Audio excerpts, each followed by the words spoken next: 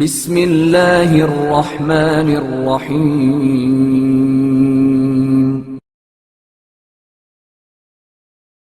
روز عاشور امام حسین علیہ السلام کا تیسرا خطبہ۔ حمد و ستائش کرتا ہوں اس خدا کی جس نے دنیا کو پیدا کیا اور اسے فنا و زوال کا مرکز قرار دیا اور دنیا والوں کو مختلف اور گوناگوں حالات میں رکھا۔ جو دنیا کے فریب میں آ گیا وہ بے وقوف ہے، جو دنیا کا فریفتہ ہو گیا وہ بدنصیب ہے۔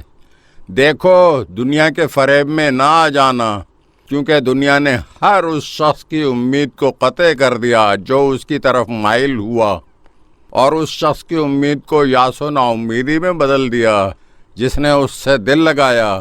میں دیکھ رہا ہوں کہ تم یہاں جس کام کی انجام دہی کے لیے جمع ہوئے ہو اس سے تم نے خدا کو غضبناک کر دیا ہے۔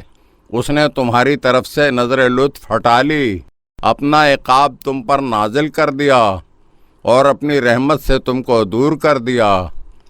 کتنا اچھا پروردگار ہے ہمارا خدا، اور تم کتنے برے بندے ہو کہ اس کی اطاعت کا اقرار کیا، اس کے رسول پر ایمان لائے، لیکن ان کی ذریت پر ظلم کیا اور اب ان کے قتل کا ارادہ کیے ہوئے ہو۔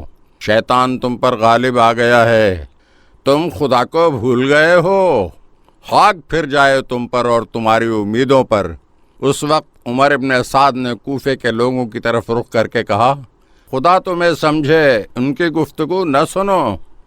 خدا کی قسم، یہ اس باپ کا بیٹا ہے کہ اگر دن بھر تقریر کریں تو بھی تقریر سے عاجز نہیں ہوں گے۔ اس کے بعد شمر آگے بڑھا اور کہا، اے حسین، یہ تم کیا کہہ رہے ہو؟ ہمیں سمجھاؤ تاکہ سمجھ سکیں۔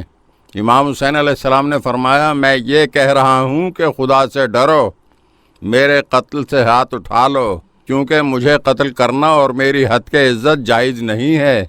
میں تمہارے رسول کی بیٹی کا بیٹا ہوں، میری نانی خدیجہ تمہارے رسول کی زوجہ ہیں۔ ممکن ہے تم نے رسول صلی اللہ علیہ وآلہ وسلم کی یہ حدیث سنی ہو کہ حسن و حسین جنت کے جوانوں کے سردار ہیں۔